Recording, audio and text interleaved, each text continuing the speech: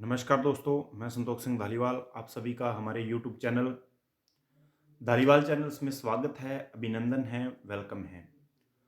तो दोस्तों आज मैं कला संस्कृति का पार्ट 1 आप सभी के सामने लेकर पहुंचा हूं। यह हमारे लिए उपयोगी है। कौन सी परीक्षाओं के लिए उपयोगी है? पटवार के लिए और वन रक्षक के लिए, रीट के लिए बहुत ज़्यादा उपयोगी है ये क्लासें। और मैं आपके लिए क्या लेकर पहुंचा हूं? एक समझो कि कला संस्कृति का मैं मक्खन लेकर पहुंचा हूं आपके लिए।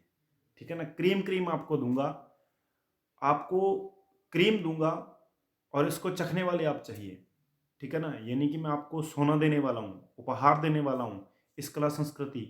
और जो ये मैं आपको कला संस्कृति के क्वेश्चन सेट लगातार अपने जारी रहेंगे। आज पार्ट 1 में कुछ 20-25 क्वेश्चन आपको करवाऊँगा, पार्ट 2 में 20-25 यानी कि डेली के कला संस्कृति के आपको 20 से 25 क्वेश्चन लगातार मिलते रहेंगे। तो हमारी तैयारी को मजबूत करने के लिए ये एक अच्छा हमारे लिए अच्छा समय है हमारे लिए कि हम क्वेश्चन के द्वारा हमारी प्रिपरेशन को और बढ़िया बना सकते हैं। तो पहला क्वेश्चन आप सभी के सामने है, सोनार का किला स्थित है, कहाँ पर है? सोनार का किला कहाँ पर स्थित है?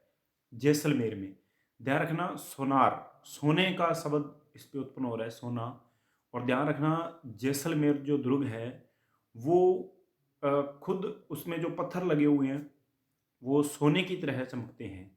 इसीलिए स्वर्णगिरी दुर्ग भी जैसलमेर को कहा जाता है। सोनार का किला कहाँ पर स्थित है? तो जैसलमेर में है। अगले क्वेश्चन की ओर मैं बढ़ूंगा। क्वेश्चन संख्या 2, बहुत बढ़िया। सोनार के किले का निर्माण किसने करवाया था? सोनार के किले का निर्माण किसने करवाया था? यानी किस भाटी शासक ने करवाया था? तो वह कौन सा था? राव दूदा। राव दूदा एक भाटी शासक था जिसने सोनार के किले का निर्माण करवाया था। अगले क्वेश्चन की ओर बढ़ेंगे। जैसलमेर का किला प्रसिद्ध है, किसके लिए प्रसिद्ध है? जैसलमेर का किला, जैसलमेर का किला किसके लिए प्रसिद्ध है? अढ़ाई साके के लिए प्रसिद्ध है, दो साकों के लिए प्रसिद्ध है, एक साके के लिए प्रसिद्ध है, इनमें से कोई नहीं। तो किसके लिए प्रसिद्ध है? अढ़ाई साके के लिए प्रसिद्ध है। ध्यान रखना, या इसको अढ़ाई साके का मतलब क्या है? सबसे पहले हमें पता होना चाहिए साका क्या होता है। जहां पर बहुत बड़ा कोई नरसंहार हुआ हो, बहुत बड़ा कोई, जहां पर कोई ना कोई बहुत बड़ी दुर्घटना घटित हुई हो, उसको मैं शाका कहता हूं, साका। तो पहले क्या हुआ करता था, जैसे कि किसी मुगल शासक ने आक्रमण किया तो उस समय हमारे कुछ सैनिक हुआ करते थे राजपुताने के, तो वो क्या कर खुद केशरिया किया करते थे और जो महिलाएं जौहर किया करती थी। ऐसा जैसलमेर दुर्ग में क्या हुआ कि 2 बार, 3 बार आक्रमण हुआ जिसमें 2 बार केसरिया और जौहर हुआ। एक बार ऐसा हुआ कि केसरिया तो कर लिया पुरुषों ने, परंतु महिलाओं ने जौहर नहीं किया, कर नहीं सकी थी महिलाएं जौहर। तो इसीलिए अढ़ाई साके जैसलमेर दुर्ग में हुए हैं। अगले क्वेश्चन की ओर बढ़ूंगा मैं। रणथंभौर दुर्ग पर अलाउद्दीन खिलजी ने आक्रमण कब किया था? सबसे पहले अलाउद्दीन खिलजी ने हमारे राजस्थान पर आक्रमण किस समय किया था? यहां से क्वेश्चन आ जाए तो 1301 में किया था। कब किया था? 1301 में। ध्यान रखना, कब किया था? 1301 में किया था। और ये जो 1301 है, इसमें आक्रमण किया था, अलाउद्दीन खिलजी ने क्या किया था? आक्रमण किया था अलाउद्दीन खिलजी ने रणथंभौर दुर्ग के ऊपर किया था।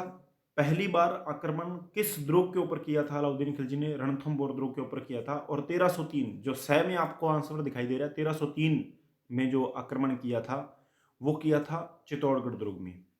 ठीक है दोस्तों, अगले क्वेश्चन की ओर बढ़ूंगा मैं। 5 नंबर क्वेश्चन आपके सामने है। 5 नंबर क्वेश्चन आपके सामने है। इसका आंसर जल्दी जल्दी दें आप मेरे को कि कुंभलगढ़ दुर्ग स्थित है, कहां पर है भाई? कुंभलगढ़ दुर्ग कहां पर स्थित है? उदयपुर में, जयपुर में, राजसमंद में, दौसा में। तो कहाँ पर स्थित है? राजसमंद की गिरवा की पहाड़ियों में जो दुर्ग स्थित है, वो कौन सा दुर्ग स्थित है? कुंभलगढ़ दुर्ग स्थित है। ध्यान रखना, गिरवा की पहाड़ियां, उदयपुर में गिरवा की पहाड़ियां हैं जिनके बीच में उदयपुर शहर बसा हुआ है। और राजसमंद में भी कुछ ऐसी पहाड़ियां हैं जिनसे उन पहाड़ियों का नाम गिरवा नहीं है बाकी। और कुंभलगढ़ दुर्ग उन पहाड़ियों पर स्थित है। तो राजसमंद में कुंभलगढ़ दुर्ग स्थित है। और ध्यान रखना, इसमें कटारगढ़ किला भी है। किसमें? कुंभलगढ़ दुर्ग में कटारगढ़ किला है जहां पर महाराणा प्रताप का जन्म भी हुआ था। ध्यान रखना, कुंभलगढ़ दुर्ग का निर्माण महाराणा कुंभा ने करवाया था। अगले क्वेश्चन की ओर बढ़ूंगा। गागरोन का किला स्थित है, कहां पर है गागरोन का किला? गागरोन का किला गागरोणी तोते के लिए प्रसिद्ध अभयारण्य गागरोण अभयारण्य भी वहीं पर है। तो कई क्या होगा इसका सही आंसर? स झालावाड़। ध्यान रखना, गागरोणी तोते के लिए प्रसिद्ध गागरोण अभयारण्य, और गागरोण का किला भी कहाँ पर है? झालावाड़ जिले में। बहुत बढ़िया। और इसी किले में संत पीपा की छतरी भी है, और इसी किले में पृथ्वीराज राठौड़, जिसने पृथ्वीराज राठौड़ जो एक कवि हुए थे, जिसको डिंगल के हेरोस भी कहा जाता है, वो इस दुर्ग में रहा किया करते थे। अगले क्वेश्चन की ओर बढ़ूंगा। अकबर का किला कहाँ पर स्थित है? जोधपुर में, जयपुर में, अजमेर में, बीकानेर में। तो अकबर का किला अजमेर में स्थित है, जिसको मेगनीज का किला भी कहा जाता है, और 1570 में इसका निर्माण करवाया था, अकबर के किले का निर्माण। अगले क्वेश्चन की ओर बढ़ूंगा। अजमेर के किले का निर्माण अकबर ने कब करवाया था? अजमेर का किला, अकबर का किला, वही 1576 में। इसका आंसर आप सभी के सामने है। अभी पिछले क्वेश्चन में इसका आंसर मैं आपको बता के जा चुका हूं। ठीक है दोस्तों, क्वेश्चन संख्या 9 की ओर बढ़ेंगे। क्वेश्चन संख्या 9, 1576 में हल्दी घाटी जो युद्ध हुआ था, हल्दी घाटी का युद्ध, अकबर की सेना महाराणा प्रताप के साथ लड़ी थी, और 1576 के हल्दी घाटी युद्ध को अंतिम रूप किस किले में दिया गया? यानी कि हल्दी घाटी का जो युद्ध हुआ था, और इसी हल्दी घाटी के युद्ध को राजस्थान की थर्मोपली भी कहा जाता है। इस चीज़ का आपने ध्यान रखना। तो ये हल्दी घाटी का युद्ध, जो हल्दी घाटी वर्तमान में राजसमंद में रह जाती है ये, और 1576 में ये युद्ध हुआ था, और इसकी जो अंतिम रूप दिया गया था इस युद्ध को, यानी कि इस युद्ध की अकबर के द्वारा, मुगल सेना के द्वारा जो रणनीति तैयार की गई थी, वो अजमेर के किले में तैयार की गई थी। ध्यान रखना, अजमेर के किले को मेगनीज दुर्ग भी कहा जाता है, और अजमेर को राजस्थान का हृदय भी कहा जाता है। ध्यान रखना। और फेल्सपार पत्थर है एक, ठीक है। तो एक खनिज का ही बार क्वेश्चन पूछा जाता है कि फेल्सपार जो खनिज है वो राजस्थान के किस जिले से प्राप्त होता है? तो अजमेर से होता है। ध्यान रखना इस चीज का। अगले क्वेश्चन की ओर बढ़ेंगे।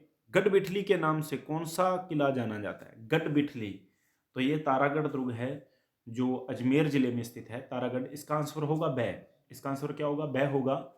तो तारागढ़ का किला कहाँ पर स्थित है? तारागढ़ का किला कहाँ पर स्थित है? ये हमारा तारागढ़ का किला अजमेर जिले में स्थित है, और जिसको गढ़बिठली कहा जाता है। अगले क्वेश्चन की ओर बढ़ूंगा मैं। नाहरगढ़ के किले का निर्माण किसने करवाया था? नाहरगढ़ के किले का निर्माण जयसिंह ने करवाया था। जयपुर के शासक हुए हैं जो जयसिंह, और ये नाहरगढ़ का जो किला है ये कहाँ पर स्थित है? जयपुर में स्थित है। इस चीज का आपने ख्याल रखना है कि नाहरगढ़ का जो किला है वो कहाँ पर स्थित है? जयपुर में स्थित है नाहरगढ़ का किला। अगले क्वेश्चन की ओर बढ़ूंगा। क्वेश्चन संख्या 12। जाट राजा सूरजमल जाट राजा सूरजमल ने किस किले का निर्माण करवाया था? लोहागढ़ दुर्ग का निर्माण करवाया था, तारागढ़ दुर्ग का निर्माण करवाया था, बीकानेर दुर्ग का निर्माण करवाया था, या फिर गढ़बिठली दुर्ग का निर्माण करवाया था? जाट राजा सूरजमल ने। देखो कि तारागढ़ दुर्ग हो गया, उसी का दूसरा नाम गढ़बिठली दुर्ग। अब जाटों का शासन कहाँ पर रहा है? इस क्वेश्चन को, ये क्वेश्चन आपने कभी नहीं पढ़ा, आपके कॉमन सेंस से आप इस क्वेश्चन का आंसर दे सकते हैं। क्या कॉमन सेंस लगाओगे कि जाट राजा सूरजमल, जाटों का हमारे राजस्थान में शासन कहां पर रहा? भरतपुर, धौलपुर, भरतपुर अलवर, धौलपुर, इन तीनों जिलों में इनका शासन रहा। ज्यादातर भरतपुर अलवर में इनका शासन रहा जाटों का। तो तारागढ़ दुर्ग कहां पर है? एक तो बूंदी में है तारागढ़ दुर्ग, और एक कहां पर है? अजमेर में है। तो अजमेर और बूंदी में तो आकर क्या नहीं करेंगे जाट? अपना किसी दुर्ग का निर्माण नहीं करवाएंगे। सह नंबर ऑप्शन क्या है? 3 नंबर ऑप्शन क्या है? 3 नंबर ऑप्शन है बीकानेर। तो बीकानेर में भी जाट आकर क्यों निर्माण करवाएंगे? गढ़बिठली दुर्ग, तारागढ़ दुर्ग को गढ़बिठली दुर्ग कहा जाता है, तो इसका भी नहीं। तो लोहागढ़ दुर्ग, ध्यान रखना, लोहागढ़ दुर्ग भरतपुर में है, और जिसका निर्माण जाट राजा सूरजमल ने करवाया था। अब देखो यहां से एक क्वेश्चन है, फैक्ट दे रहा हूं आपको। 6 नंबर ऑप्शन में क्या है? बीकानेर दुर्ग। ध्यान रखना, आपसे क्वेश्चन पूछा जाएगा कि बीकानेर दुर्ग की स्थापना, या बीकानेर में जो राठौड़ वंश की स्थापना की गई थी वो किनकी सहायता से की गई थी? ऐसा क्वेश्चन पूछा जाए तो जाटों की सहायता से बीकानेर में राठौड़ों ने अपनी स्थापना की थी। ठीक है जी, अगले क्वेश्चन की ओर बढ़ूंगा। 13 नंबर क्वेश्चन। शेरगढ़ दुर्ग कहां पर है? शेरगढ़ ध्यान रखना दोस्त, शेरगढ़ दुर्ग 2 हैं। शेरगढ़ दुर्ग कितने हैं? 2 हैं। एक तो धौलपुर में है शेरगढ़, एक बारां में शेरगढ़ है ना। इस चीज का आपने ख्याल रखना है। एक शेरगढ़ दुर्ग कहां पर है? धौलपुर में है। और एक शेरगढ़ दुर्ग कहां पर है? बारां जिले में है। तो ध्यान रखना।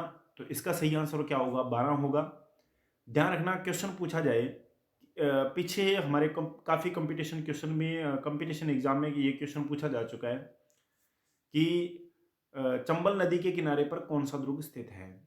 तो ऐसे चित्तौड़गढ़ दुर्ग, तारागढ़ दुर्ग, शेरगढ़ दुर्ग, और एक ऑप्शन आपके सामने और आ जाएगा, ठीक है ना।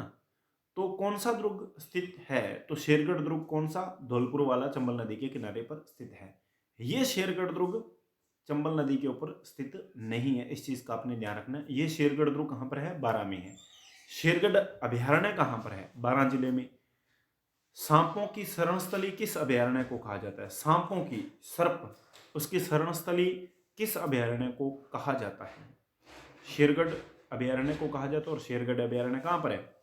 आप सभी को पता है कहां पर है? बारां जिले में है। ठीक है दोस्तों, अगले क्वेश्चन की ओर बढ़ूंगा बिना देरी किए हुए। 14 नंबर क्वेश्चन, बटनेर दुर्ग हनुमानगढ़ किस नदी के तट पर स्थित है? आपको बता दूं कि ये क्वेश्चन, यदि ये क्वेश्चन, इन क्वेश्चनों को तैयार करने में बहुत ज्यादा मेहनत लगी है। ये क्वेश्चन यदि आप पढ़कर इसकी पीडीएफ आप लेना चाहते हैं तो मेरे व्हाट्सएप नंबर पर आप आ सकते हैं, या मेरा टेलीग्राम ग्रुप आप ज्वाइन कर सकते हैं। वहां से आपकी इसकी पीडीएफ मिल जाएगी। देखो, जब आप एग्जाम देने जाते हो तो ऐसे क्वेश्चन यदि आप पहले पढ़ के जा सकते हो तो मैं कहता हूं कि कला संस्कृति से आपका कोई क्वेश्चन गलत नहीं होने वाला है। यहीं से क्वेश्चन आपके आएंगे, ये मैं गारंटी से कहता हूं कि यहां से क्वेश्चन आपका बाहर नहीं जाएगा कला संस्कृति का। बटनेर दुर्ग हनुमानगढ़ के किस नदी पर, किस नदी के तट पर स्थित है? नॉर्मल सी बात है, बनास नदी हनुमानगढ़ में आती नहीं है, चंबल नदी भी नहीं आती है, लूनी भी नहीं आती है, घग्गर है। ये तो कॉमन सेंस का क्वेश्चन है ना।